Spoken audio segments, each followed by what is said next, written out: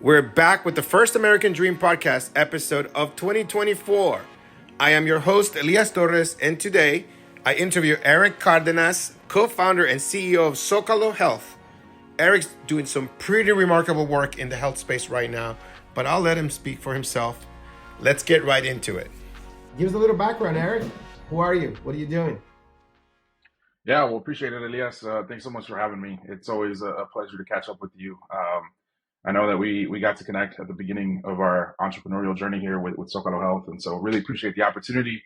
So to talk to you a little bit about who I am, right? So I think I'll start off by just telling you that I'm the proud son of immigrant Mexican parents. They moved from Monterrey, outside of Monterrey, to Houston in the late '60s. I'm the youngest of three. We grew up in Houston, in inner city Houston. It was back in the day probably not a very desirable neighborhood to grow up in. Today I think we're seeing a lot of gentrification, so it's definitely changed. I was just there in December, and it has changed a lot in the last few decades. But I grew up in a predominantly Latino neighborhood. This was definitely an influence in what I'm doing today. But growing up, I was I was the youngest of three, so I was the baby. And so if you were to talk to my brother and my sister, they'd probably say I was a little spoiled. But we had a tight knit family, man. It was great. We got to really see my parents, who instilled a really strong work ethic in us. And growing up, I tried to stay out of trouble as much as I could.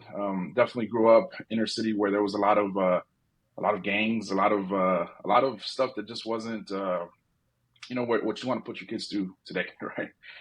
But I think it shaped who I was. I really was consumed by sports. I was really trying to be a good student. I was the first in my family to get into a major university, but I was also the first to get kicked out. So that was an interesting point. But basically, grew up, trying to really focus on just kind of getting out of the hood a little bit. And I just have to say, it was definitely an experience that has molded me, has shaped me. And I think if it wasn't for my parents and the strong work ethic that they had, I don't know that I'd be doing things that I'm doing here today. So in a nutshell, that's who I am. Proud son of immigrant parents who just taught me how to really bust my tail. Yeah, I always like put my foot in my mouth. You're a proud son of immigrants coming from the hood. Yeah, Yeah, basically, I, basically. I love it. Yeah, Yeah. I think that it says that our destinies are defined by the zip codes in which we were born, and we're defined that the stats are there. You can't argue them. But I think I was talking to somebody last night, and they were saying that they felt like I escaped the matrix, you know. Mhm. And the matrix says this is the zip code, this is who you are, and this if you're in this zip code, you're in the hood. If you're not, if you're in this other zip code, you're gonna become a VC and you're gonna become an entrepreneur and you're gonna have all of this. But I escaped it, right? And now I can look at it from the outside of the matrix. So I think you've done that Mhm. too, right? We're breaking the mold. We're the glitches, That's and right. The and anomalies. the anomalies. And I think what we're trying to say is that we want to inspire more, right? To do the That's right. same, right? Because like Yep. it's anomalies are happening more often than we think, right? Yeah. And we think it's not possible. So wait, what about you got kicked out of a college? You have degrees there. You look like a doctor in the back. Uh, what is Yeah. it's not a PhD. Yeah. It's not a doctor in No, no, this physical doctor. no, no, no. No, I wish I could tell you that. But yeah, my story is a little different. I grew up going to a big school, a big high school in not too far from downtown Houston. Um, and I did really well. Like I said, I played sports, which I think played a huge role in kind of keeping me out of trouble. I took AP classes thinking like, hey man, I'm doing great. And so when it rolled around time to start applying for colleges, I graduated, top of my class. I was one of the like I think I graduated. I was like number 32 out of 500 students that graduated.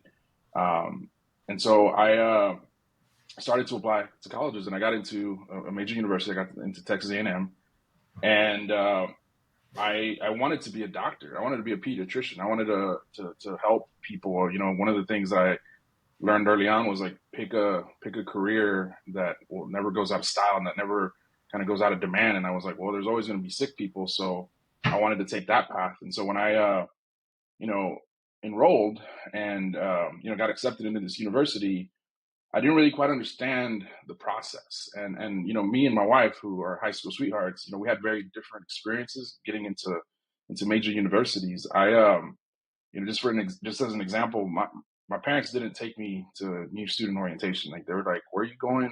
Why? Like, what do you need? Here's $50. Good luck." And they were very supportive, but they didn't know. Like they didn't take my brother or my sister to orientation. They didn't know how to lease an apartment for me or anything. We didn't even get in for room and board or anything in time. So I had to like rent an apartment off campus, and I thought it was great. I thought I was going to figure this out and just make it happen. And so I was a biomedical science major, and I showed up to my first few classes, and one of the classes was a chemistry class. And while I aced chemistry in high school, I, I I realized it just wasn't the same. Like growing up in the hood, again, compared to taking a chemistry class at Texas A&M University, I walked into this auditorium. There's like 500 students in this class. You know, they started to talk about class, and I was like, "Hey, when are they going to hand out the chart of elements?" They're like, "Nah, bro. Like you should have that memorized, figured out already." And I was like, "All right, cool. How do I drop this class?" And I just realized that I wasn't really prepared for school. And so a couple things happened. You know, we had a death in the family that also impacted how I was doing in school. And the first year of school, just that was done. I got a letter from Texas A&M said thank you for trying. If you make it to grad school, you can come back. And that was the end of my journey. I tell you about my wife, like in comparison, she went to UT in Austin, and there was a program specifically for students coming in from inner city schools, and so she had smaller class sizes. They made sure that she was taking classes that were, you know, just to ease into the university lifestyle, right? The things that you needed to be prepared for as a student. And she went on to graduate from UT, and so very different experiences. One that was built to support students like us, and another one where you're kind of just on your own. Yeah, yeah. And I realized that, like, it wasn't the same. So I wasn't really set up for success, and a major learning opportunity for sure. And what you see back here now is I ended up getting my undergrad as an adult. I was working at Amazon when I was able to finish and graduate from the University of Incarnate Word in San Antonio. This is you're so inspiring, right? In so many angles, especially you and your wife, both of you, like a case study right next to each other, right? Of Mhm. of anomalies that took different routes, but it's like you needed extra help, and you acknowledge that you needed a little bit extra prep because we didn't have it, right? And you failed the first time, but then you did it again. And then she was Mhm. able to take advantage of some of the programs, not a lot, but just a little bit of help, just a little bit of assistance or extra care or support. Like to me, it was I had a Latino scholarship at university, Mhm. and that was a little. Even though it's like a predominantly Latino school in Florida, USF, there was a little community. I felt I was part of this Latino community Mhm. scholars, Yeah. and this woman Donna Perino, we're gonna help you graduate. We are here for you. You're going to get this done. Just little encouragement like that compared to like we go by ourselves uh, Mhm. to college. I'm kind of like I'm still like a Latino dad. You know what I mean? It's like Yeah. my kids applied to school, and I'm like, don't bother me. You got to figure out yourself because I don't want to spoil them either. So it's just a Latino thing, whether we Yeah. know or we don't know.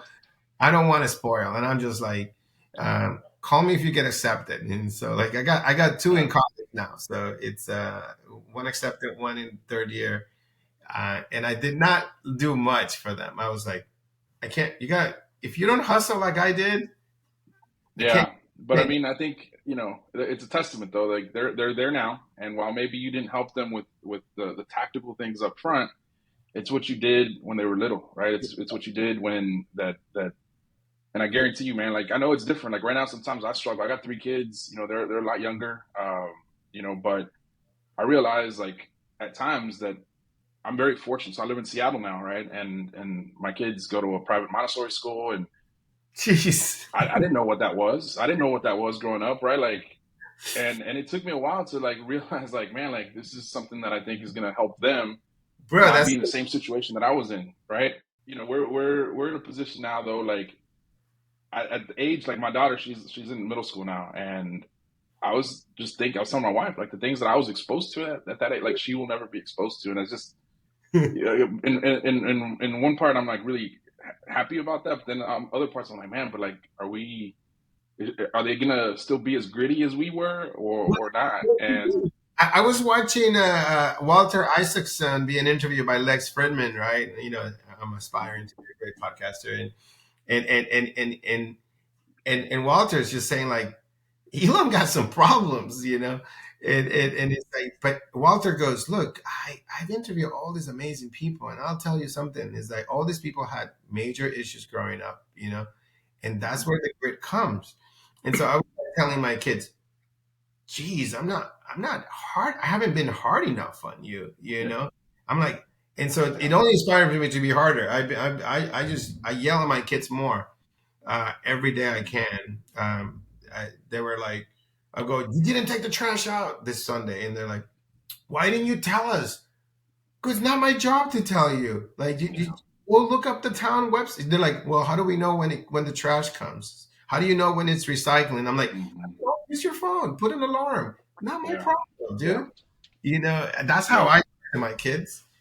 You wanted to be a doctor, but so when did you become interested in yeah, health? Before you wanted to become a doctor, or after yeah. Amazon? So wanted to go in. I wanted to be a doctor. When that didn't work out, I went back home, went back to Houston, and I needed a job, and so I was very, I guess, fortunate that I had a family member who got me a very entry level job at a clinic in Houston, and that's what really kind of kicked off my career in healthcare. I literally spent the first 10 years of my 22-year career in healthcare now climbing the corporate ladder, and I literally started working the front desk at night at a clinic in Southwest Houston. It turned out that I was really good at computers at the time, and my boss was like, "Hey, there's this new technology that we're going to implement to make all of our health records, digital. Do you want to be a part of that?" And that's how I started taking more of an IT approach to my career. And so I ended up taking a role there. That's what ended up being like the first access, like exposure to like electronic health records, which was really big. That's obviously telling you how old I am, but I ended up spending the first 10 years of my career just climbing the corporate ladder. I left a major health system around 2012, 2013 as a director of information systems, and I have to say that that whole time while I was doing that, I always had it in the back of my mind that, man, one day they're going to ask me, "Hey, did you get a degree?" And that they were going to fire me. That the moment that they would ask me that, they're going to be like, "Hey, well, we thought you did, so never mind, give us our money back, or like give us the title back." And so that was always something that was kind of lingering in the back of my mind, because I had tried going back to school, but it was like work or something, and it was just very difficult for me to really concentrate on that. But that's what got me into healthcare. And then after the first 10 years of just climbing the corporate ladder, working for these large health systems, I decided that I wanted to be an entrepreneur. That's when I started to think I got my hands on like lean startup when it first came out. And I was like, man, maybe I need to figure out how to do something different in healthcare. And I started talking to some folks. I had some really good supportive leadership at the time. And as crazy as it sounds, like I just said, screw it, I'm leaving, and I'm going to go start a company. I uprooted my family. We were living in San Antonio, Texas at the time. We went and started a company, and we got into an accelerator, which moved us to South Carolina for a summer. So there we are with 2 little kids in tow, and made every mistake in the book with that first company, but learned a lot. I think that's where you learn the best lessons is in making some serious mistakes. Ended up shutting that down, and then got back to Texas, and tried again with another company. I wasn't the founder, but I was an early employee at a company that went on to be really successful. Again, learned a lot through that experience, and just, after a string of experiences, I ended up getting a call from Amazon in 2018. They were recruiting me for a confidential healthcare project. They wouldn't tell me what it was. I remember I didn't really even know how hard it was to interview at Amazon. I just showed up,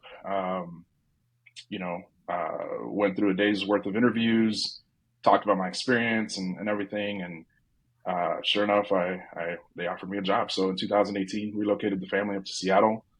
Turns out I was hired to be part of the founding team at Amazon Care, which was one of their first big healthcare initiatives. Learned all about the Amazon way, which was great. But the thing too, to keep in mind, is that I was the only Latino in the room. So me and Marissa, my co-founder at Zócalo Health, are now the only two Latinos in the room. And we talked about like growing up in the hood, man. Like this whole time, there's just nothing but code switching, right? I can't be the Erik who I am. I had to be the professional Erik and try to like really fit in and do what kind of was expected. And it was a great experience.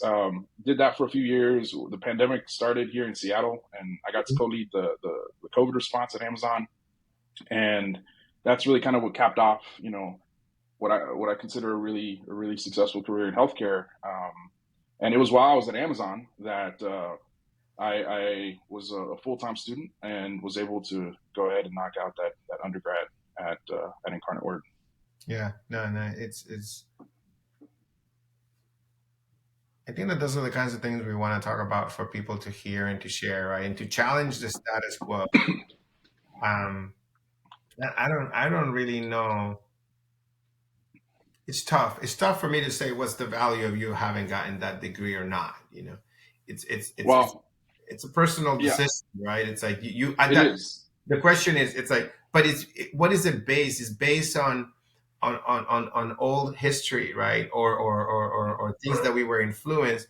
But is it really going to influence who you are and who you're going to become, right? For us, it's different, I think. I went to Harvard when I was at IBM. I wanted to get a master's in computer science. I always was this imposter syndrome that like, I don't code like the great CS students because I study like business information systems. But my strength is not really about coding. My strength is the Latino immigrant growing up with nothing in communist countries, hood-like situations that allows me to be where I am today. It wasn't Harvard. Harvard did not make me.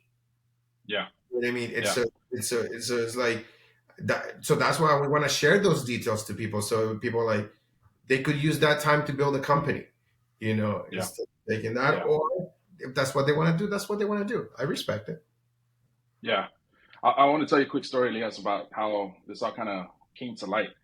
So while I was at Amazon, building this project, this was like huge, like project, right? High profile. People were wondering what we're doing in healthcare. I was a full-time student, and I was doing obviously, virtual learning and everything, but I knew that I wasn't really going to be able to graduate because there was like a capstone class that I was going to have to be in San Antonio for, that I knew I wasn't going to be able to do. So I was like, I don't know what's going to happen.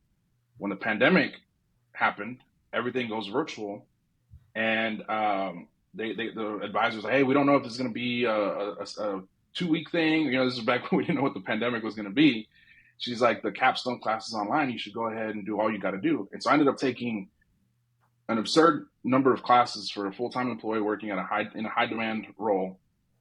And I did it. I took public transportation to work. So on the bus to work and on the bus back, I was doing homework, reading, getting things done, and then still, working on some pretty important stuff at work.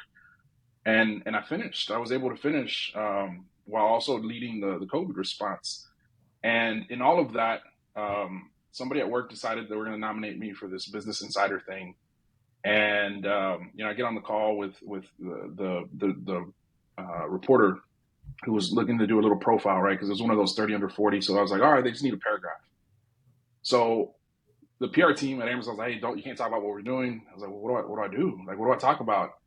And so I figured that I would just kind of filibuster the interview by just talking about my story. And I talked about, growing up, my experience growing up with the healthcare system and everything, finishing school. And I thought they were just going to pull a couple of little key details. They ended up writing a whole article, and they just put my business out in the street, thinking like, what the hell am I going to do? And remember, I'm thinking like when I was, working for these health systems, that at any point they're going to find out I didn't have a degree and they're going to fire me. I thought Amazon was going to do that. And I realized that it was unwarranted. Like that was a fear that was just irrational. Like they didn't give a shit, right? They didn't care. And, my boss reaches out, she's like, this is an amazing article. Like you should be really proud. And it was at that point in time that I stopped trying to think like what everybody wanted me to do, because I had more people reach out to me that were like, bro, that's my story. Like, dude, like that.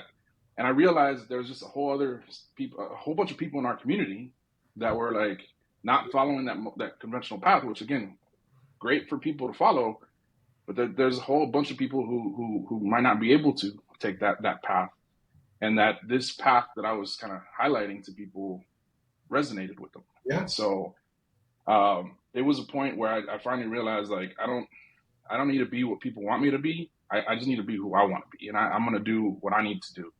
And ultimately, that's what got me to a point where I was at the top of my career at Amazon, doing some really good work. I got promoted right after the COVID project, and I realized that it was time for something new and to build something new. And so that's It's like I struggle all the time, man. All the time, ever since I came to this country. I don't think I struggle that much in my country. I think in my country they like me.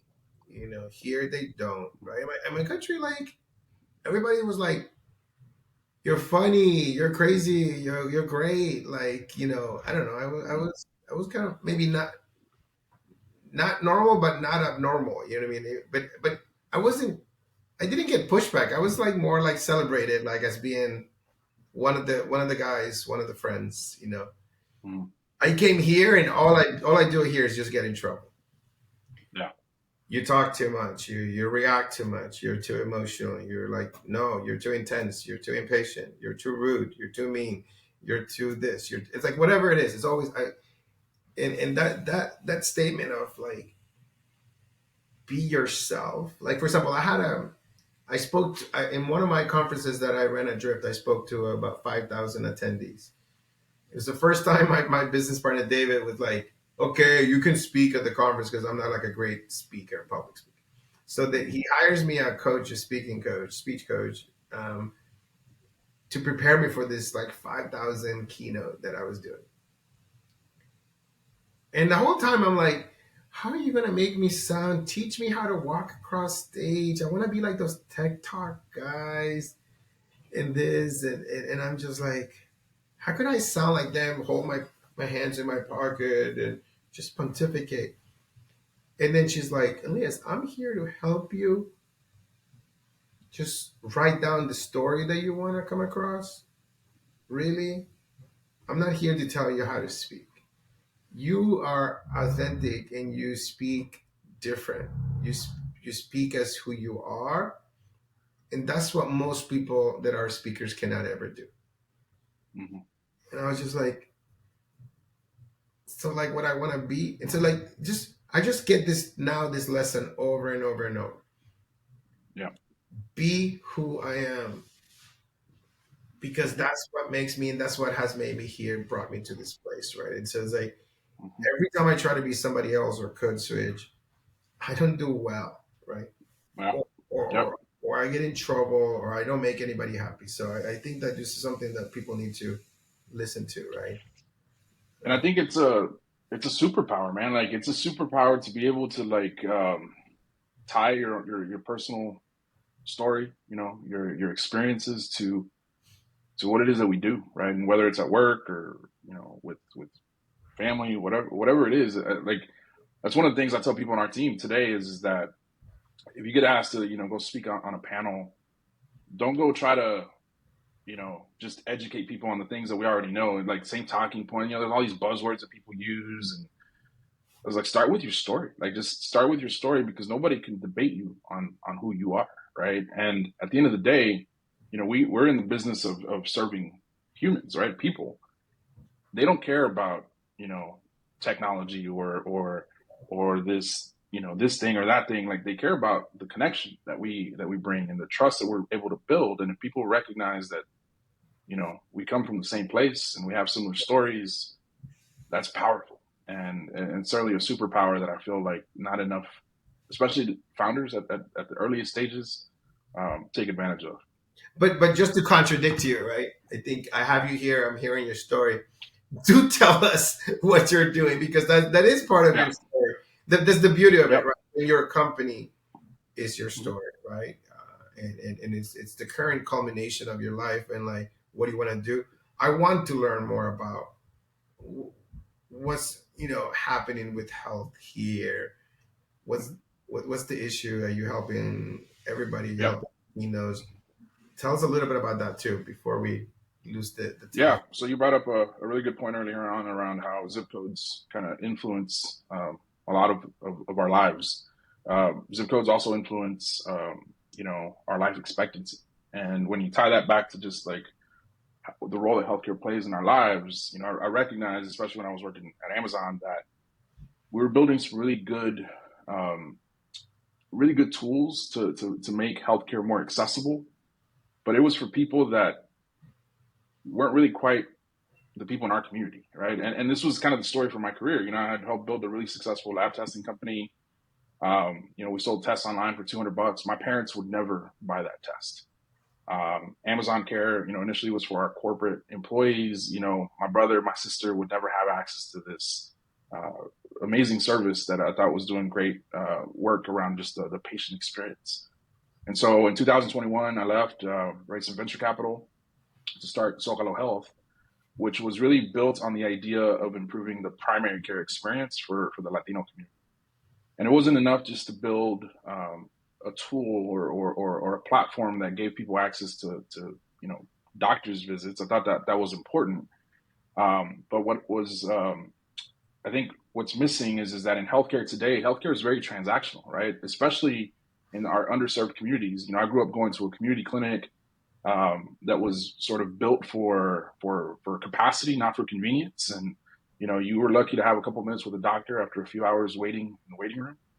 And it's very transactional. You walk in, you tell them what's bothering you, and if it's necessary, you get a prescription. And no one asks you if you can afford it. No one asks you if you have a ride. No one asks you anything about just the big picture, the whole picture. And I realized that in order for us to really drive outcomes, like, we were going to have to build just a new way to access healthcare. Yeah. And then also considering that a lot of the things that impact the Latino community, right? Diabetes, hypertension, all these things are reversible, and they're reversible with good access to primary care. Like, that's the thing that we really need to make sure people have access to. And so we built Zócalo Health to basically provide virtual access to primary care doctors that are Latinos, that are bilingual, that can connect with our patients. But the thing that we do a little differently is that we also hire community health workers, or promotoras de salud, that serve as the navigators in this equation. So we put them at the center of our model because they're from the neighborhood that our patients are from. And the moment that we start to, serve patients in a specific community, we hire community health workers from that community with the intent that they are the familiar face. And these are local folks. These are not necessarily virtual, that can help you not only connect with your care team, but also help you identify social good services that you may qualify for. Yeah. The one example I like to tell people is that growing up, there was a couple of times parents had to make a decision, the trade-off between filling a prescription or paying the light bill. And I didn't want any patients to have to do that today. And so with our community health workers, it's not just, here's a prescription, good luck, go fill it. It's like, hey, can we help you fill it?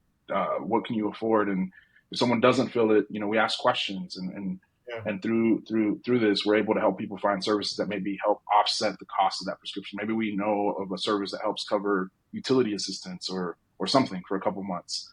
And that's where we address this more holistically. I love that. It just sounds so amazing. And in the day of in the day of AI, right? Day and age, whatever, I don't know what the saying is, but which is I'm deeply embedded into, right? Mm-hmm. You can't replace AI. Can't do what you're doing, right? AI could maybe type the words. It could, but the point is having someone in your neighborhood walking around that wants to help you and understands and sees you walking and going to the grocery store, taking the bus, and knows your children and hears you, sees you come by. I think that's fantastic. It's kind of like that woman that said to me, Donna, like in college, you're gonna be able to graduate. Don't worry, we're gonna help you. We're gonna be here. Mm-hmm. We need that. I'm just saying, like, Yep. AI will not do that for a long time. And what's wrong with using AI to find the best programs or the best grants or whatever, right? Or the Right. best discounts. But you still, why not have that human deliver that? Yep. To that person that needs Absolutely. to a person that day. Maybe just needed someone to say hi to them. Mm-hmm. I Yeah. loved it. Tell me what's happening in California. California is always controversial. Yeah. Well, so when we started Zócalo Health, we started initially as a direct to consumer company. We wanted to really get out into the community without having to worry about the long sales cycles of working with health plans, because those could sometimes take 18, 24 months. So we stood up quickly our service in California, Texas, and Washington. And, you think that you can do that quickly, and then you quickly realize that every state's different, right? For political reasons, some things are a little bit more accessible than others. But we started to get data from our patients that really demonstrated our ability to engage what we felt were patients that maybe weren't quite so easy to engage for health plans. And we immediately started getting some inbound from health plans in California.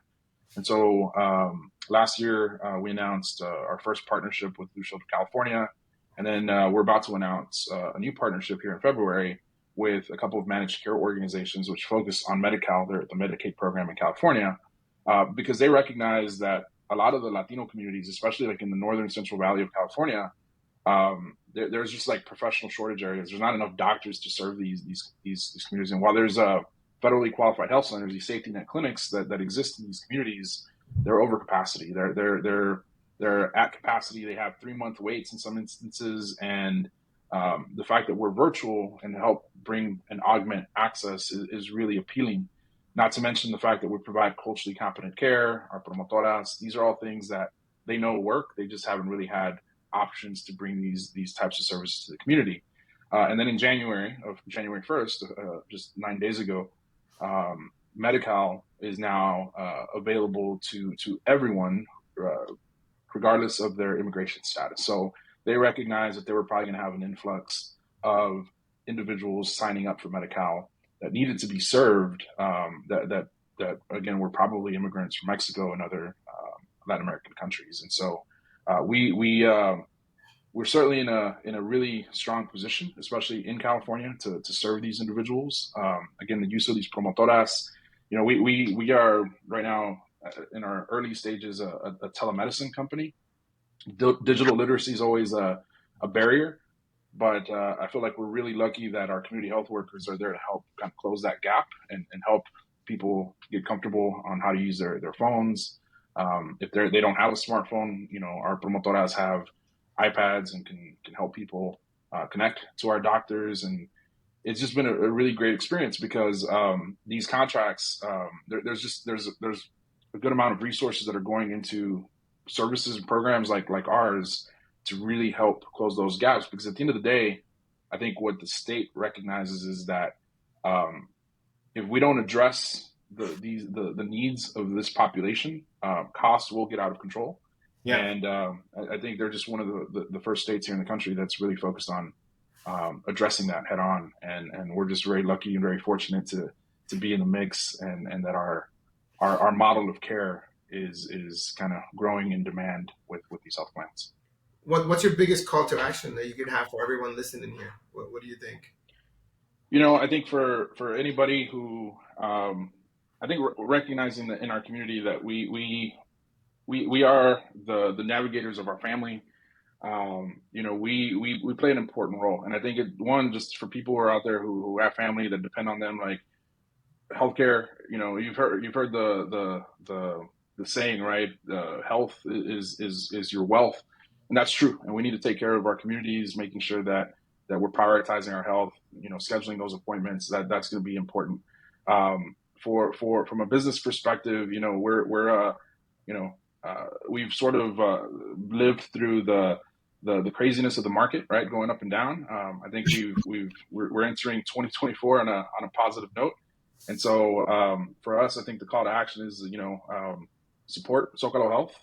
We have something for everybody, and we continue to build momentum and work with health plans. So if there's anybody out there who has connections to health plans in California, Texas, Washington, definitely reach out, because we can really drive a lot of impact and engagement for the hard-to-reach Latino communities in these states. And so I think those are the key, for the consumer, prioritize your health, and from a business perspective, need help in growing and getting the Zócalo Health message out to the masses. Yeah. I'm truly in awe and jealous a little bit of you. With Novi, I started taking on customers, and I started taking several nonprofits, and it's trying to shape my future of like, how do I balance and make it sustainable to do for-profit clients and nonprofit clients.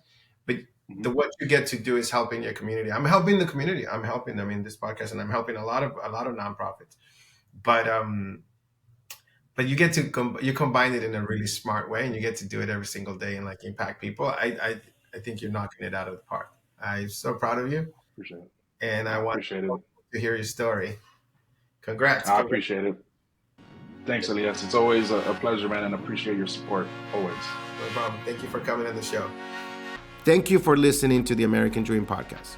Make sure to subscribe so you never miss a new episode, and share the episode with your friends. Our work isn't done until everyone has equal access to their dreams.